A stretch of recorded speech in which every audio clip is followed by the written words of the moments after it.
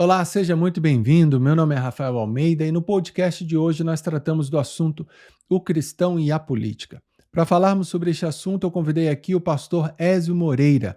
Ele é pastor na Igreja Batista Jardim das Indústrias. Lá ele exerce o ministério de missão e ensino. Ele serviu na Polícia Militar por 24 anos e hoje ele está na reserva desde 2018. Ele é graduado em teologia, docência superior e também em gestão pública. Além disso, ele é especialista em psicoteologia, filosofia e sociologia. Nesse nosso podcast, nós tentamos responder algumas perguntas como: o que a Bíblia fala sobre política em termos gerais? O cristão ele deve se envolver ou então se candidatar a cargos políticos? E quanto aos pastores, qual deve ser a postura deles em relação a este tema, a política? Como escolher um candidato? Que pautas o candidato deve defender? E ainda algumas questões um pouco mais espirituais, como Satanás e os demônios, eles agem na política, eles influenciam ela, e se o fazem, até que medida eles o fazem? Bom, espero que esse podcast seja rico em informações para você e te ajude a pensar um pouco mais amplo em relação a este tema. Então é isso, bom podcast para vocês. A Bíblia fala, pastor Rafael, em muitos textos, inclusive, é citada não somente a inclusão, mas o governo também, a partir dessa ideia de uma teocracia, ou seja, um governo também e uma soberania sobre o governo. Ele vai nos dar também possibilidades de avaliação no sentido de autoridade, enquanto agora Cristo, ele se reconhece entre meio a todas as pessoas como aquele que detém toda a autoridade que foi entregue a ele. E o Senhor, como diz Paulo em Romanos, é ele também quem estabelece reis, tira reis, ou seja, toda essa autonomia, ela está nas mãos do nosso Deus. A Bíblia, ela trabalha, inclusive em muitos textos, ela trabalha, por exemplo, o Salmo 33, no verso 12, quando ele vai dizer que feliz é a nação cujo Deus, ele é o Senhor, a regência dessa soberania, o estabelecimento desse governo, dessa autoridade. Nós temos o Salmo 94, os versículos de 20 a 23, inclusive elenquei alguns desses textos aqui, né? Nós entramos por Provérbios, nós chegamos a Mateus, nós chegamos ao texto de Romanos, que acabei de citar, nós temos textos que citam ou são citados em Timóteo e também em Tito, que fala sobre a Bíblia e toda essa exposição também da preocupação e da avaliação e do direcionamento que o próprio Senhor nos dá a partir dessa ótica, sim. Quando nós pensamos em política, uma palavra que fica muito evidente na minha mente, no meu coração, é a ideia de democracia, né? Porque essa ideia da democracia, ela sempre exige de nós negociação e ela sempre vai exigir de nós também compromisso. Nós procuraremos persuadir, mas agora no sentido do cristianismo, não coagir. E isso é importante nós sabermos diferenciar. A ideia de nós termos argumentos, porque a palavra do Senhor, inclusive, nos orienta isso, a saber explicar a razão da esperança que reside no nosso coração, e ela também, ela migra para esse sentido das proposições agora no campo da política. Eu penso, pastor Rafael, que essa questão do cristão se envolver com a política, ela não é uma questão apenas de escolhas, hoje, né, penso eu, mas de como nós vamos administrar, eu diria, esse envolvimento. Porque, não sei se o pastor concorda, mas quer direta ou quer indiretamente, eu penso sempre que cada um de nós está envolvido, ou estamos envolvidos com essas questões, quer em suas causas, ou quer mesmo nos seus efeitos.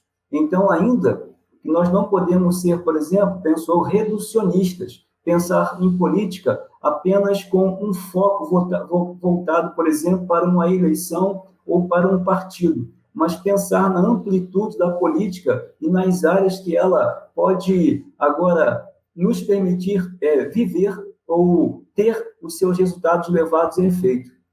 E eu acredito até mesmo, o pastor me fez uma pergunta sobre o contexto bíblico, né, que o próprio Deus, ele estabeleceu governantes, inclusive com propósitos específicos, ou seja, Deus, ele estabeleceu pessoas em determinados momentos da história para que esse governo fosse agora evidenciado e um propósito fosse cumprido ou fosse estabelecido. Eu não vejo, assim, nenhum demérito, sabe, nessa questão. Aquele que se envolve com a política, ele precisa entender que ele deve promover, e isso é sempre importante, um bem comum. talvez aqui esteja um dos meandros de maior conflito, né, da nossa vida, ou dessa resistência acerca do cristão se envolver com a prática, né, da política, porque talvez não sabe como mediar essa questão da amplitude que ela alcança. Sim. Antes da gente entrar em outras questões mais práticas da política, eu gostaria de pensar na questão espiritual. Até que ponto a gente pode entender que política tem algum envolvimento espiritual ou não? Pergunto isso baseado no texto lá sobre a tentação de Cristo, onde uma das tentações, Satanás aparece e ele diz, todos esses reinos te darei, se prostrado me adorares. Em relação a isso, então, algumas pessoas pensam, então, de alguma forma, Satanás, ele tem alguma autoridade sobre os reinos, sobre, enfim, dos países, e ele exerce alguma influência. E aí algumas pessoas vão dizer assim, mas ele é o pai da mentira. Mas existem outras vezes, então a gente não pode acreditar no que ele fala, mas existem outras vezes, outras passagens que os demônios falam, o Filho de Deus, viestes antes para nos atormentar. Então assim, Filho de Deus, eles chamaram, eles estavam mentindo? Nem sempre os demônios, eles mentem nos momentos ali, nas passagens bíblicas. Mas, então, essa parte aí da tentação de Cristo, como que a gente compreende essa passagem? Eu entendo sempre, pastor Rafael, que nós estamos entre dois reinos. Nós temos um reino espiritual, nós temos um reino físico e um reino sobrenatural. Nós temos dois reinos que disputam entre si, aqui nessa terra, nessa esfera em que nós estamos aqui. Nós temos luz por um lado, nós temos trevas por outro. Nós temos verdade por um lado, nós temos mentira pelo outro. Nós temos agora a possibilidade, sim, através da responsabilidade humana, de fazermos aquilo que é correto em seguindo as instruções ou segmento da luz, mas também depreciarmos esses valores quando agora seguimos o caminho das trevas. Essa influência, sim, ela pode acontecer, mas penso eu que sempre vinculada ou veiculada por essa responsabilidade humana, porque dentro do padrão estabelecido por Deus de valores morais, de valores éticos, naqueles que caminham no sentido da luz, a ideia é sempre que essa sobrenaturalidade de Deus, ela mantém esse governo. É importante saber que Deus não perde o controle da história. Deus está sempre regendo a história, porque o próprio Jesus Cristo, como nós citamos aqui no começo da nossa conversa, ele elencou isso, que todo o poder foi dado a ele nos céus e na terra. Inclusive, no momento do seu julgamento, ele vai trazer essa exposição novamente, dizendo agora que todo o poder, ou a pessoa que está diante dele agora, o julgando, só tem aquela autoridade porque foi dada por aquele a quem competia esse compartilhamento, essa distribuição. Satanás sempre tenta usurpar essa autonomia, essa autoridade, esse poder, né, de governança. Mas existe essa submissão, existe essa entrega pessoal, existe esse controle ofertado para aqueles que não compreenderam a graça, a misericórdia e o favor de Deus. Há dois reinos e existem pessoas que servem tanto a um quanto a outro. Então, por exemplo, acho que é uma passagem em Colossenses, Deus ele nos transportou do reino de Satanás para o reino do Filho do seu amor. Mas então existe um reino de Satanás, que anteriormente as pessoas faziam parte e Deus os retirou de lá. Então existe um sistema, de alguma forma, organizado, de tanto que é um reino, onde Satanás, de alguma forma, ele exerce autoridade. Então, a gente pode pensar que o Satanás ele exerce influência nas políticas ao redor do mundo, nas autoridades ao redor do mundo. É correto a gente pensar isso. Políticas que muitas vezes vão desfavorecer os princípios cristãos, vão ofender a imagem do ser humano. Isso é um pensamento coerente a gente pensar dessa forma. Isso imaginando sobre a vida daquelas pessoas, né? Que de alguma forma, né, elas não entenderam o propósito da vida delas aqui na Terra. Sim, e o próprio Jesus vai dizer que nós não temos como servir a dois senhores. Ou nós estaremos sobre a égide e o controle de um, ou sobre o controle do outro. O que nós não podemos deixar de entender é que a regência, a soberania plena está nas mãos de um só, que é o Senhor. Satanás, sim, influencia a vida de alguns, vai usá-los dentro da sua competência maligna para os seus fins pessoais e particulares. Mas a soberania, a regência plena, essa está nas mãos de Deus, que não perdeu o controle da história. Eu não acredito na demonização da política. Eu não creio. Porque quando Deus estabelece um governo, inclusive, como eu disse, ao longo da história, se o próprio Deus colocou e permitiu que pessoas reinassem, governassem, seria um contrassenso com o caráter de Deus, se eu considerasse uma demonização. Eu acredito, como sempre, nessas responsabilidades e ações humanas às quais esses homens que governam hoje estão sujeitos ou sofrem as influências, quer do reino da luz ou quer do reino das trevas. Mas não acredito, não, nessa demonização da política, não. Penso pelo contrário, que ela é necessária, ela é salutar, se praticada dentro dos padrões corretos. Perfeito, ótimo, ótimo. Então, um outro versículo que me vem à mente é Romanos 13, que diz lá que todas as autoridades, elas são ministras de Deus aqui na terra. O que a gente pode... Ali está falando de autoridades que, de alguma forma, políticas, né? Que exercem o poder ali na sociedade. Como entender esse versículo aí, à luz que a gente está conversando? Que Tem você uma poderia questão, comentar? pastor Rafael, tem uma questão sempre muito importante, que é a questão do estabelecimento da obediência, ou do vínculo relacional em obediência. Ele estabelece a autoridade e Deus tem o poder para estabelecer e para retirar essas autoridades de onde elas estão. Mas eu penso sempre nessa liberdade de ações das quais nós estamos compartilhando ou falando agora. Quando nós vamos para Jeremias, por exemplo, Jeremias vai dizer que o coração do homem ele tem 3 características apenas. Ele é mau, ele é enganoso e ele é excessivamente corrupto. Se ele não for ordenado e submetido agora a essa autoridade divina que estabeleceu essa autoridade, se ele for governado apenas pelos seus valores humanos, a tendência para um desvio, para o cometimento de atrocidades é muito grande, e nós vemos isso ao longo da história. Sim, perfeito, ótimo. Então, vamos pensar agora aqui um pouco mais na questão prática da política e igreja. E aí, a política, então, ela afeta a igreja ou não afeta? E como que a política tem afetado a igreja? Eu acredito que sim, e eu acredito que ela pode afetar nos 2 sentidos, pastor Rafael. Ela pode afetar tanto positivamente, quanto ela pode afetar também negativamente. A política, dentro desse contexto ou dessa inter-relação com o cristianismo, ela pode, na igreja, ser um braço que se estenda, eu diria, em favor da diminuição da desigualdade social, da prática da justiça, ou pode caminhar no sentido completamente contrário. Ela pode seguir o papel estabelecido pela justiça divina, pela justiça de Deus, ou caminhar na direção completamente contrária a ela, se ela não cumpre o papel para o qual ela foi estabelecida. Por exemplo, quando nós, nesse vínculo agora relacional, tratamos ou permitimos que as nossas comunidades de fé se transformem agora em palanques políticos.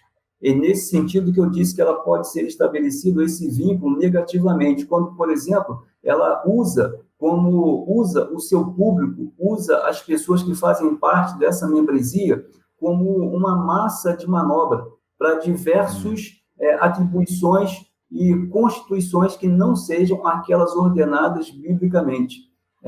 Eu diria que, sem contar o fato de que, historicamente, respeitadas as proporções culturais, foi sob as ordens de imperadores que Jesus e os apóstolos também, eles foram perseguidos, inclusive muitos deles foram mortos. Historicamente, pensando nessa questão que o pastor citou, se a política pode afetar diretamente a igreja, positivamente, nós tivemos na história, por exemplo, a Constantino, que foi um imperador que estabeleceu, trouxe alívio, e ele foi responsável, eu diria, por conferir ao cristianismo um status de religião oficial do Estado, e o pastor sabe muito bem dessa questão. E dentro do segmento, ao longo do milênio seguinte, na Europa, a igreja e o Estado agora começou a interagir como um par, nós sempre usamos esse exemplo, né, como um par de dançarinos. Ora, eles estavam presos num forte abraço e, vez ou outra, jogando um ao outro no salão de baile. Então, começou a desenvolver-se, ou desencadear essa ideia de uma política em dois campos completamente diversos, dois campos completamente diferentes, mas tendo as suas nuances positivas e as suas nuances negativas. Por exemplo, eu poderia dizer que essa ideia da política na igreja, ou com a igreja, ela beneficiou, ela ajudou a acabar, por exemplo, ainda nos idos de Roma, com as políticas romanas, das lutas dos gladiadores. Ou seja, tudo isso aí foi terminado por uma influência, por um movimento, por um posicionamento da igreja, a ideia dos infanticídios, da liderança de campanhas contra os abusos, contra a escravidão e o tráfico humano. Por isso, é sempre essa importante análise de uma fé que ela tem que ter dois veios. Ela tem que ser uma fé pública e ela não pode ser condicionada apenas a uma fé privada, porque uma fé privada, ela se omite. A fé pública, ela transforma. Então, tem sim os dois lados. Tem o positivo e tem o negativo. Legal. Interessantes questões aí que o senhor tem colocado. Um ponto aí que os cristãos eles sempre buscam é a mudança do indivíduo, né?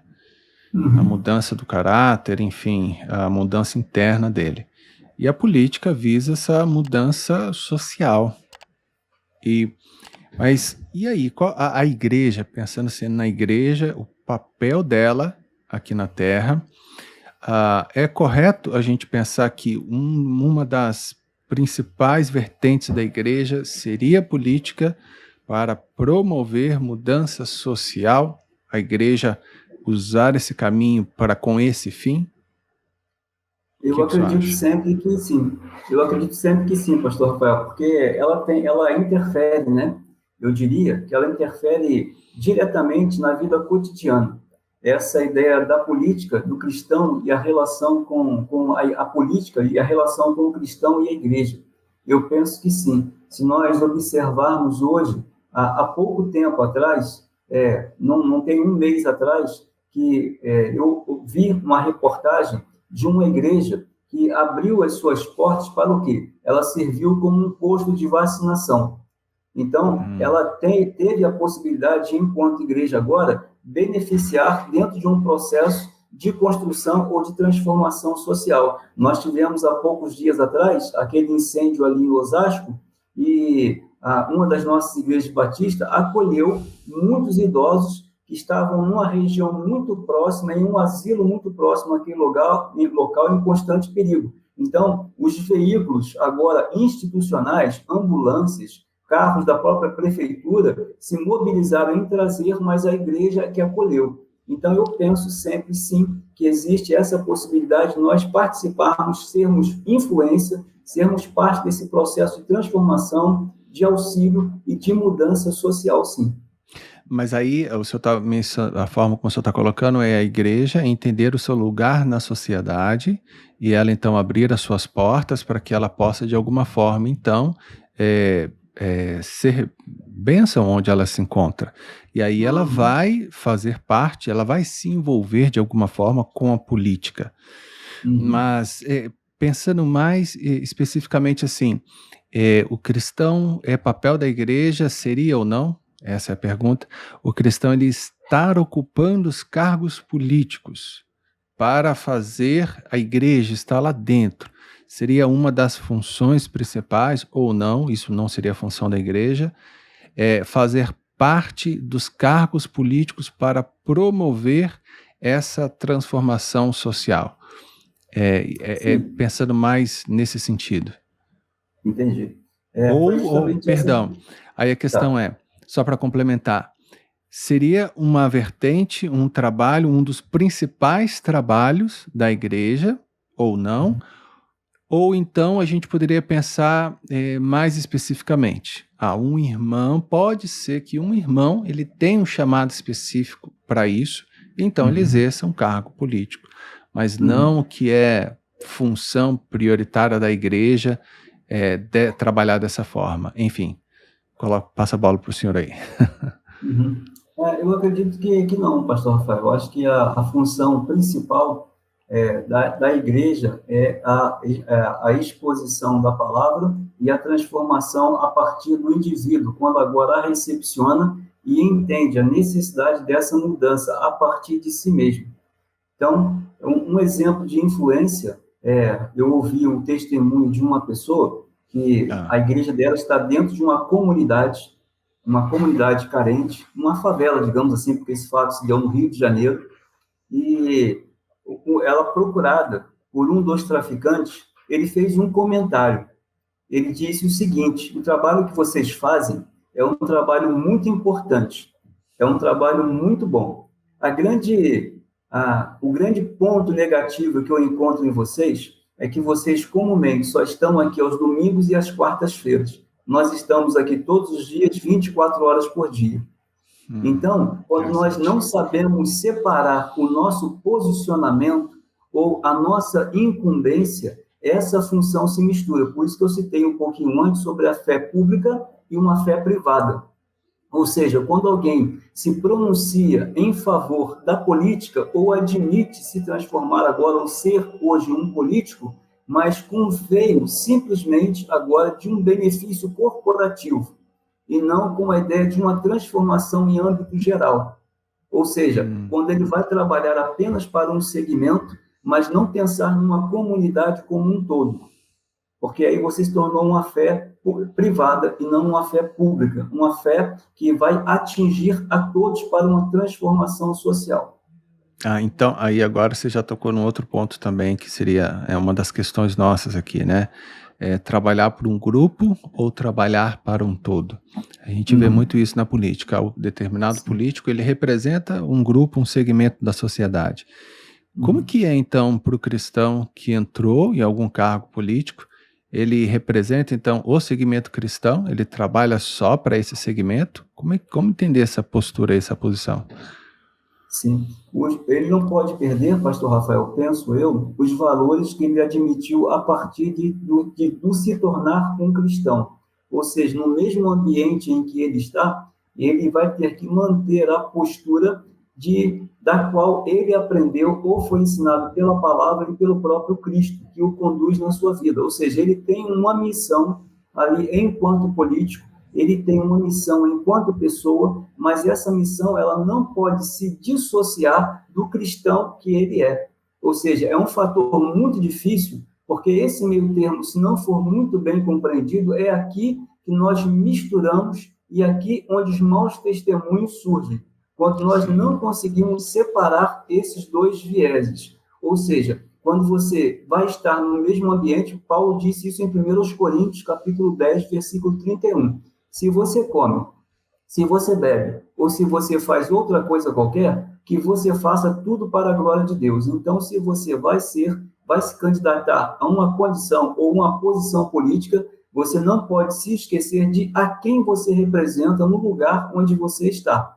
Porque ali você vai sofrer confrontos, ali você vai experimentar adversidade, ali a sua fé vai ser testada, ela vai ser provada. Então, aquilo que contraria, por exemplo, o caráter de Deus, em algum momento vai ser colocado diante de você, e você vai ter que se posicionar concordando ou contrariando aquela questão. A preocupação com os votos vai ter que ser o que menos importa nesse momento, se aquela proposta apresentada contraria o caráter de Deus. Então, você é um representante legal, você é um embaixador de Cristo, estabelecido para uma missão, na qual ele te credenciou para ela, ele te permitiu estar nela. Então, você tem que ser representante dele, independente da sua posição ou condição.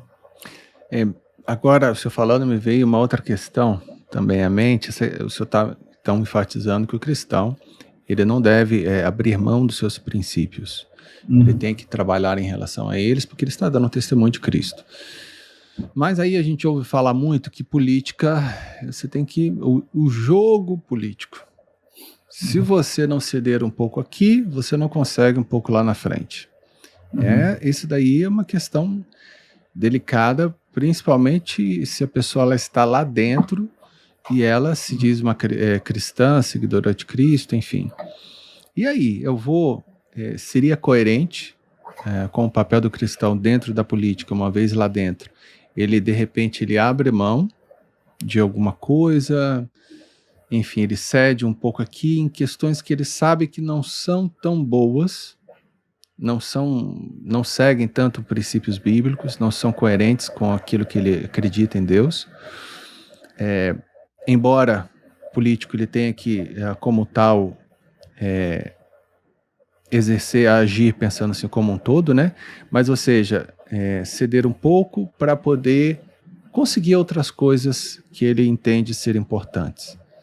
É correto isso? Como lidar com isso? Até que ponto, caso seja correto, até que ponto o cristão ele pode ser maleável dentro da política? Uhum. Existe uma posição, pastor Rafael, chamada ou identificada como ética cristã. Se esses argumentos que são colocados diante dele não ferem a ética cristã, não promovem uma desobediência a Deus, eu penso que algumas coisas podem até ser flexibilizadas, desde que não contrariem a ética cristã, a moral cristã e os valores cristãos. Ou seja, a palavra do Senhor vai dizer, importa mais obedecer a Deus do que aos homens. Então, todas as vezes que o cristianismo for colocado em xeque pela necessidade de uma aprovação de uma proposta, se ela contraria o caráter do Deus a quem você segue, eu penso que ela deve ser recusada. Mesmo que isso para o candidato lá na frente venha trazer prejuízos, que traga prejuízos, ele teria na posição dele como cristão, ele teria que confiar que Deus é soberano e simplesmente ele fazer o correto perante Deus. Acredito sempre que sim, porque não existe... alguém já disse, salvo equívoco, foi Charles Haddon Spurgeon, que ele disse, entre dois males, não escolha nenhum. Então, mesmo que tenha duas possibilidades, se as duas forem mais, você não escolhe nenhuma e nem outra. Você precisa se posicionar, é claro. Você, como uma pessoa pública, agora você tem que se posicionar também ante as propostas que são feitas. A omissão, ela já define uma posição. Mesmo que eu diga, não participarei, mas se você se omite, você já definiu uma posição, quer você queira, quer não queira. Então, há necessidade, sim, de um pronunciamento que legitime a posição ou a missão para a qual você foi estabelecido naquele lugar em que você está, reconhecendo sempre que existe uma autoridade sobre a sua vida, que é a autoridade divina, que é a autoridade de Deus, que rege a sua história, que rege a sua carreira e que independe de partidarismo político ou de posições benéficas ou não. Então, nós estamos ali para cumprir um mandamento, um comissionamento que nos foi entregue. E existe uma pessoa a quem nós prestaremos conta. Sim, verdade. Então, agora pensando o cristão, ele vai, ano que vem teremos eleições, enfim, pensando o cristão na hora de escolher o seu candidato. Primeira questão, o candidato que o cristão vai votar, ele tem que ser um outro cristão ou ele pode votar entre um cristão e um não cristão? Ele pode, por um motivo ou outro, votar em um não cristão. Eu tenho sempre em mente, pastor Rafael, que essa ideia da pré-seleção, dessa pré-escolha, ela acontece, assim, eu vou fazer uma analogia, da mesma forma como nós escolhemos, por exemplo, médicos, como nós escolhemos advogados, como nós escolhemos engenheiros. Na política, penso eu, nós deveríamos caminhar nessa mesma direção. A seleção de um candidato deveria funcionar da mesma maneira, ou seja, eu deveria avaliar o currículo, eu deveria avaliar as propostas, eu deveria compreender o que ele espera, o que ele propõe, e também conhecer as nuances de como funciona todo esse processo de deliberações, por exemplo, dentro do Congresso Nacional, dentro do Senado Federal, dentro da Câmara dos Vereadores. Eu deveria conhecer um mínimo, por exemplo, de possibilidades de moções. Então, dentro dessa expectativa, um ponto fundamental que eu acredito que sempre será estabelecido, ele está no veículo ou no veio do caráter do candidato. Esse, para mim, é um ponto fundamental, é um ponto principal, conhecer a vida, conhecer o testemunho, conhecer a carreira desse candidato, saber de onde ele veio, saber para onde ele intenciona ir, quais são as proposições que ele está colocando sobre a mesa. E não apenas para nós, enquanto cristãos, para nós, enquanto evangélicos, mas propostas que, porventura, tragam benefícios coletivos. Então, é por isso que eu te falei sobre a ideia do corporativismo. Nós não estamos desejando que entre alguém que seja apenas um defensor, que seja apenas um corporativista, mas alguém que trabalhe por causas comuns para o benefício de uma sociedade, para a saúde de um povo, ou, quem sabe, até mesmo de uma nação. Então, um cristão, ele poderia votar entre um não cristão e um cristão, ele poderia votar em um não cristão. Eu acredito que Depende sim. das pautas, depende do caráter, depende do que a pessoa defende. Então, E assim... sabe por quê, pastor Rafael? Porque eu penso que existem, como eu te falei, né, sobre as pessoas ou as profissões, existem pessoas competentes e existem pessoas que não são. Claro. E muitas vezes nós erramos quando classificamos apenas por uma posição como essa de ser ou não um cristão. Porque existem pessoas muito mais competentes em determinadas áreas, por exemplo, numa gestão pública, do que alguém que está se aventurando a uma carreira apenas por empatia, porque alguém achou que ele é influente na comunidade em que ele está inserido, mas que quando ele chegar lá, ele vai se deparar com critérios e com condições nas quais ele não saberá administrar, ele não saberá como se relacionar com elas. A minha questão é o voto para essa pessoa mais está auxiliando a ela ou prejudicando a comunidade como um todo? Eu estou beneficiando a ela, permitindo que ela assuma uma cadeira ou uma posição, ou agora permitindo que um caos seja estabelecido a partir das suas próprias decisões e intenções? Então, acho que vale muito a pena considerar sobre isso, sim. Sim, então, pensando aí nas perguntas que as pessoas poderiam fazer, né? Imaginemos aqui a situação. Então, eu tenho um candidato cristão, mas é uma pessoa inexperiente, mas ele defende pautas bem cristãs e que estão bem assim na mídia, por exemplo.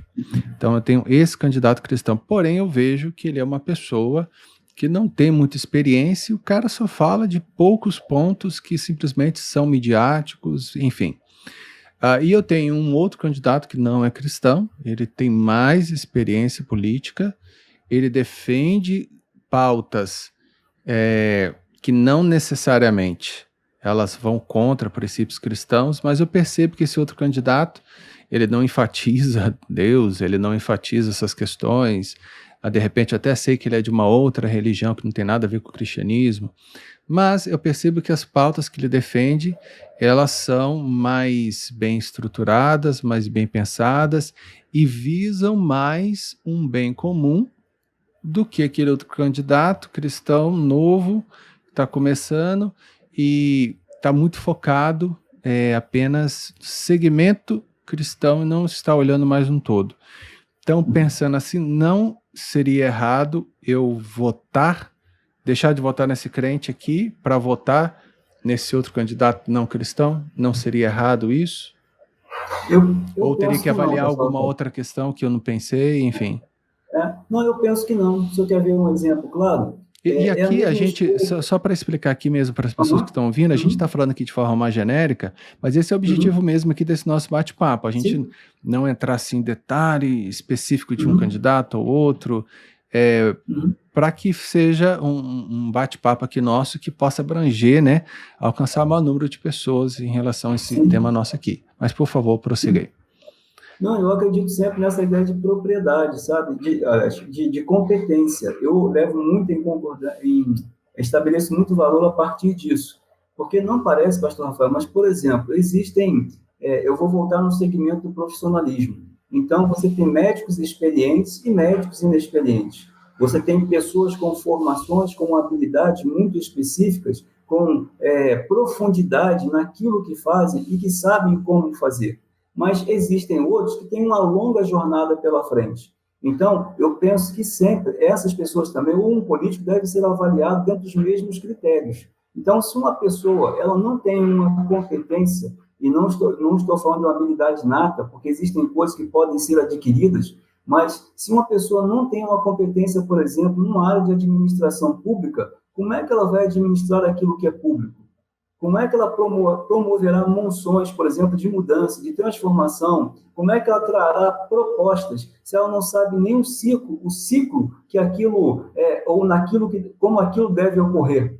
Então, essa penso eu que são as maiores dificuldades. Eu, por exemplo, quando vou escolher ou vou selecionar um médico, eu quero conhecer esse médico, eu vou buscar informações sobre esse médico, sobre a competência desse médico, sobre os casos que ele já atendeu, as pessoas que ele já atendeu. Então, nesse caso, eu penso que a política também funciona na mesma vertente. Se existe habilidade, se existe capacidade, se existe competência para a administração. Porque isso é o que diferencia os bons dos maus políticos. Aqueles que sabem o que estão fazendo e aqueles que se aventuram apenas por uma posição, por uma cadeira, ou acreditam que podem fazer coisas como que estivesse descobrindo a roda agora. A política, nós sabemos que ela já é algo muito antigo, está muito além das visões que algumas pessoas têm, nostálgicas. A coisa é muito séria e é muito mais profunda do que nós imaginamos.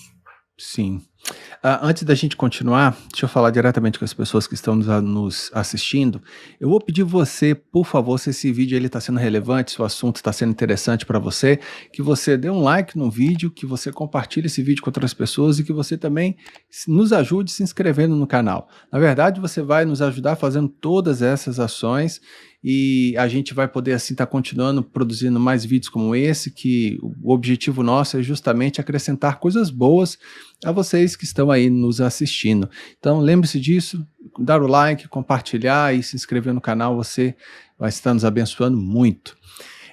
Pastor Ézio, então continuando, voltando para cá, então vamos pensar agora aqui em relação ao candidato e as pautas que ele defende. Quais são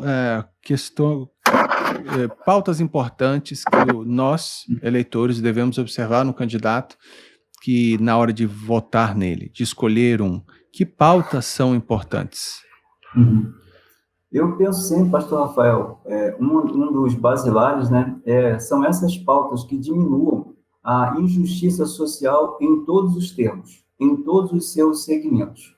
Ou seja, aquela ideia que ofereça um mínimo de dignidade, eu diria, para as pessoas. Eu penso sempre na possibilidade de um salário justo, uma formação educacional justa, uma habitação justa, serviços públicos que sejam justos, ou seja, propostas que diminuam essa desigualdade ou essa distância social que existe ainda dentro da população de maneira geral. Então, essa ideia, por exemplo, da orfandade, essa ideia hoje da terceira idade, muito hoje isolada também do social. Então, são tudo aquilo que diz respeito à injustiça, ou a prática de uma injustiça social, ou um desnivelamento de uma justiça social. Tentar diminuir ao máximo esse distanciamento que existe nessa realidade de vida. Mas, não sei, porque são tantas, né? Tantas pautas. Sim. Aí, de forma geral. Mas o senhor conseguiria... E, por outro lado, então, pensando em algumas pautas específicas, contrárias, que você diga assim, não, esse tipo de pauta, de forma nenhuma, o cristão, ele, sabendo que tal candidato defende isso, ele não deve votar nesse candidato. Esse lado, por exemplo, de um preferencialismo, sabe? Essa ideia de uma escolha partidária pessoal, que tenha um viés de um benefício apenas para uma classe e não para todas as classes. Ou seja, alguma coisa que beneficie um grupo em particular, mas que não beneficie ou traga benefícios para todos. Ou seja, tudo aquilo que diz respeito, por exemplo, eu vou usar uma pauta, que não trabalhe contra a proteção, digamos, da criança. essa é uma das pautas, por exemplo, extremamente relevante. Quando eu não tenho um projeto que se preocupe com isso, por exemplo, como, por exemplo, uma violência contra a mulher. Então, todas essas pautas, elas são importantes, todas as pautas que dizem respeito à proteção, por exemplo, da vida, são pautas importantes a serem consideradas. Então, se eu olho o candidato, eu não vejo essas pautas nele. Então seria um critério para, de repente, eu dizer, não, esse candidato aí está fora, não é uma opção para mim. Sim, se eu me preocupo apenas com a instituição, se eu me preocupo apenas com o material e não me preocupo com a pessoa, para mim alguma coisa está fora do consenso, ou de um bom senso. Né? Quando eu, por exemplo, me preocupo numa construção que não beneficie, que beneficia uma construção de um prédio, quando, por exemplo, eu tenho pessoas em condições de vulnerabilidade social morando em ruas, ou famílias desabrigadas. Então, estou preocupado em construir uma ponte, mas não em oferecer moradia. Então, tudo isso aí, esse contrassenso não me parece um bem comum, sabe? Quando o material importa mais do que a pessoa, que vai ser beneficiada por esse projeto. E pensando nessas grandes pautas, por exemplo, saúde, segurança, meio ambiente, essas pautas mais gerais, assim, de grande destaque. Quais dessas você acha que é mais importante para um candidato ele estar enfatizando, enfim, na sua campanha política, estar defendendo, que nós devemos observar? Eu penso que depende muito de cada região, porque cada região tem uma característica própria. Por exemplo, nós temos qualidade de saúde em algumas cidades que nós não temos em outra. Nós temos, por exemplo, um número acentuado ou um aumento grande de violência em uns lugares que nós não temos no outro. Nós temos, por exemplo, um déficit educacional em algumas regiões que nós não temos em outras. Então, eu penso que essa construção ela tem que pensar sempre nisso, numa cultura local, nas necessidades imediatas e imediatas da região em que essa política está sendo feita, ou que essa proposta está sendo implantada, porque cada região tem as suas necessidades, quer sejam maiores, quer sejam menores. E pensando, então, no cargo ano que vem, eleições presidenciais, porque aí uma pessoa como essa, ela tem que pensar no Brasil como um todo. Então, Sim. como avaliar isso daí? Porque aí não é tanto local, né? A localidade, diríamos, é o Brasil como um todo. Então, como pensar que pautas dessas aí que eu mencionei e outras que a gente pode pensar, o senhor acredita serem mais importantes para estarmos pensando sobre, não que as outras não sejam importantes, mas em graus de importância? O que eu penso que acontece muito hoje, pastor Rafael, é justamente essa ausência de comunicação ou de preocupação enquanto políticos com a saúde de digamos agora, da nação e não apenas de uma região. Por isso, essa conversa, ela deveria haver entre, por exemplo, presidentes da República, governadores de estados e governadores de estados com os seus prefeitos. Mas quando algumas bandeiras partidárias se tornam mais importantes do que o benefício da comunidade em que ela está inserida, aí você começa a ter justamente esses problemas. Quando, por exemplo, eu não sou capaz de ceder para um determinado partido que tem uma proposta que vai trazer benefício para a comunidade apenas por me opor àquela bandeira ou àquele partido político. Então, não estou pensando na cidade, não estou pensando no Estado e não estou pensando no país como um todo. Quando o partidarismo se torna mais importante do que a qualidade de vida do cidadão que faz ou que entrega o seu voto confiadamente. Então, eu penso que essa inter-relação deveria acontecer de maneira mais madura, de maneira mais sensata. Porque quando a política se torna apenas partidária e ela não se transforma, não caminha por um veículo de transformação social, é aqui que eu penso que está o nosso gargalo. E aí isso tem trazido muitos prejuízos, né? Quando a gente resiste até mesmo a muito boas propostas, porque elas não foram implementadas pelo partido A ou pelo partido B. Mas eram boas propostas, que poderiam ter sido aprovadas, mas porque não são do meu, eu vou me opor, digamos assim. Sim, perfeito. Agora, então, saindo dessa questão aí dos candidatos, né, pautas que eles defendem, pensando o cristão.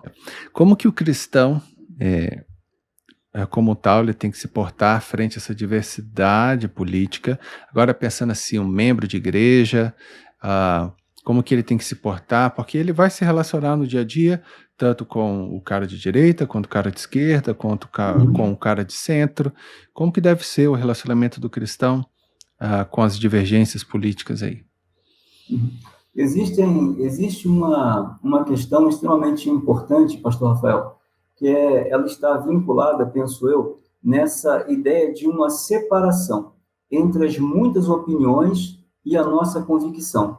A palavra do Senhor traz uma recomendação para nós, que ela diz que é para observarmos tudo e retermos ou mantermos conosco aquilo que é bom. Eu penso que aqui começa essa proposição cordata, essa proposição sensata, essa proposição equilibrada. Nós precisamos aprender a pensar no todo, como eu disse no início, e não apenas em uma parte, e costumeiramente naquela que me interessa. Então, haverá ou haverão ecos de muitas vozes, mas eu tenho que ter uma convicção sobre as minhas escolhas, sobre as minhas avaliações, a metodologia que eu vou usar para aferir esse candidato em que eu vou votar, ouvir a sensatez da minha mente, trabalhar pesquisas, ter o máximo de informações possíveis e imagináveis. Nós temos que, como orientadores, por exemplo, que nós somos, manter uma responsabilidade que repousa sobre a cidadania, eu diria, ou classificaria assim, sobre a cidadania celestial. Ou seja, nós somos cidadãos dos céus, nós não somos cidadãos da terra. Então, o nosso comportamento, ele deveria ser adequado à nossa cidadania, ou seja, os valores, esses que nós trazemos eternos e que são parte do cristianismo que nós concordamos com eles, eles estão acima e não condicionados àquela esfera que eu chamaria apenas desse mundo ou limitada a esse mundo em que nós vivenciamos. Então, quando você vai orientar o seu povo, esse deveria ser um comportamento sensato, não um comportamento que influenciasse para um lado ou influenciasse para o outro, mas que orientando as pessoas a tomarem decisões conforme a sua cidadania, não a cidadania desse reino humano, desse reino terreno, mas a cidadania celestial. A coerência, a prudência, a sensatez, a moral, a ética, os bons costumes, tudo isso deveria estar em questão nesse campo de análise. E bem na parte prática, então, o cristão pode ter amizade com uma pessoa de posição política totalmente diferente da dele? Depende do nível de maturidade que ela tenha. Depende do nível de maturidade, o que ela suporta, né? Tanto uma quanto outra, acerca de opiniões contrárias. O quanto ela consegue se relacionar com pessoas que não apenas concordam com tudo aquilo que ela concorda, mas que pessoas que dão a ela, inclusive, na discordância, a possibilidade e a oportunidade de avaliar o todo. Porque, de repente, dentro do seu campo de análise, ela pensou num prisma, mas não havia observado o outro. Mas quando você tem essa possibilidade do diálogo, e não estou falando apenas de uma influência que vai modificar a sua opinião, por isso que a minha palavra antes foi sobre convicção, ainda que você tenha muitas vozes. Então, quando você tem um ponto de diálogo aberto, você pode avaliar de maneira mais cordada, de maneira mais sensata, de maneira mais equilibrada. Digamos assim, entendendo, por exemplo, como as outras pessoas pensam. Aquelas pessoas que estão fora dessa caixa em que você está e das suas próprias convicções. Por que ela chegou a esse termo? O que ela enxergou que eu não enxerguei? O que ela viu que eu não vi? O que ela está analisando que eu não analisei ainda? Então, isso dá possibilidade de você aferir melhor até mesmo o seu próprio voto. Ok.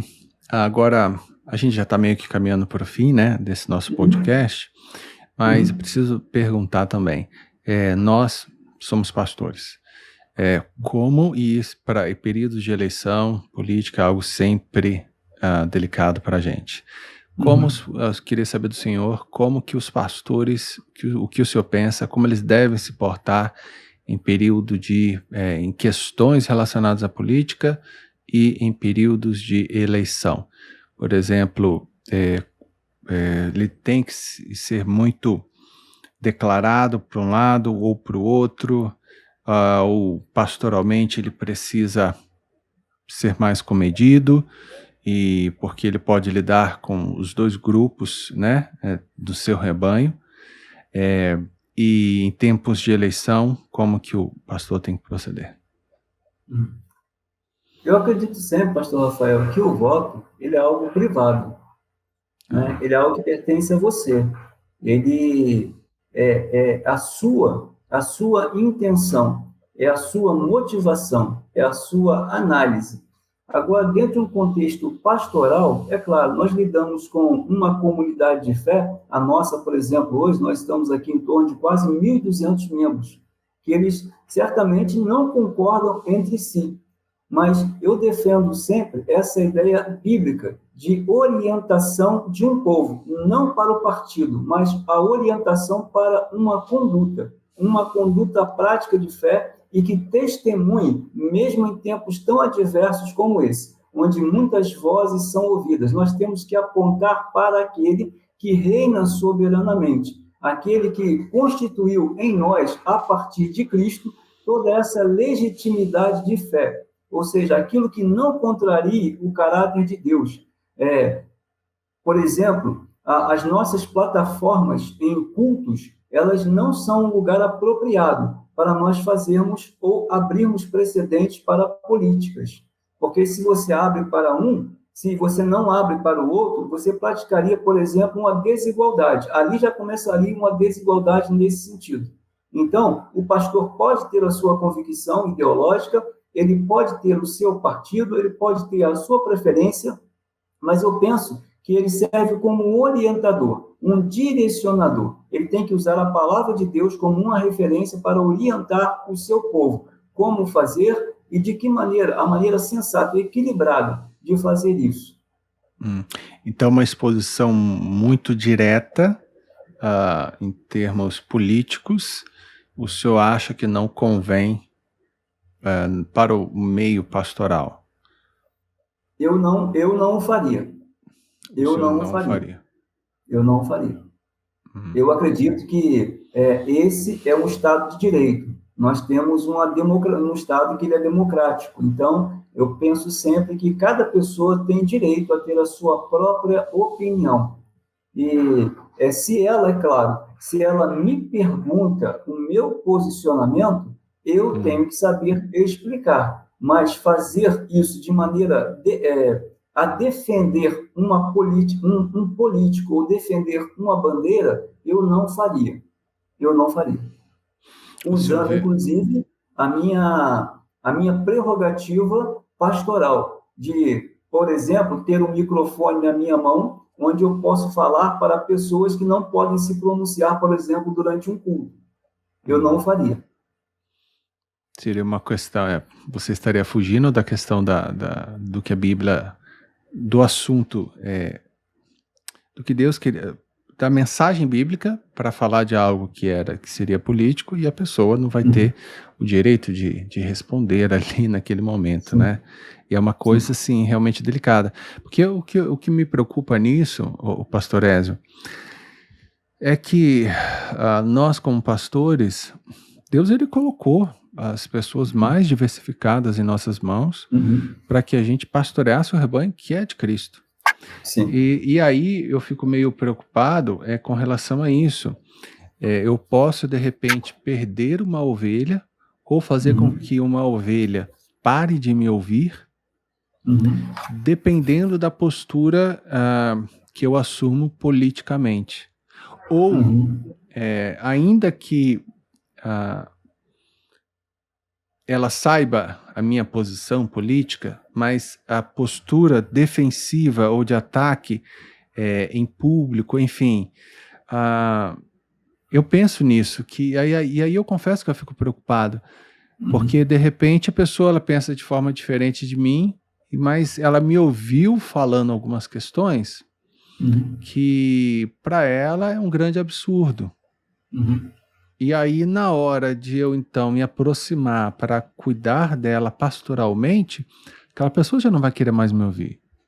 Você entende a minha preocupação?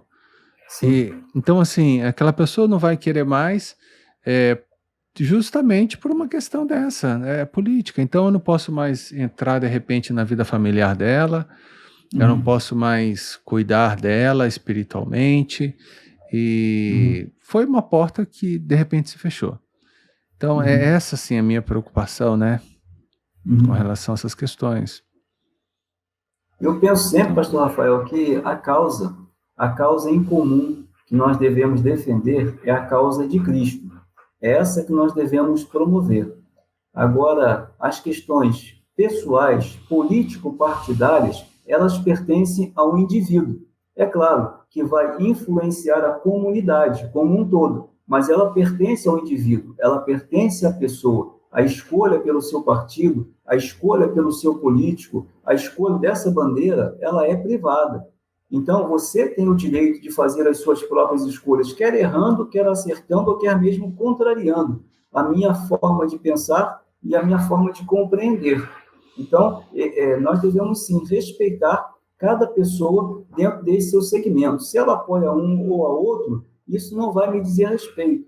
Se eu perder, por exemplo, dentro do voto que eu acreditava ser o melhor, se o meu candidato não foi eleito, volto de novo na nossa conversa lá no comecinho, eu tenho que continuar acreditando na soberania de Deus. Eu tenho que continuar acreditando no poder que está acima dessa posição, dessa postura, ou desse lugar onde esse homem ou essa mulher pode se sentar, ou as decisões que ele vier a tomar.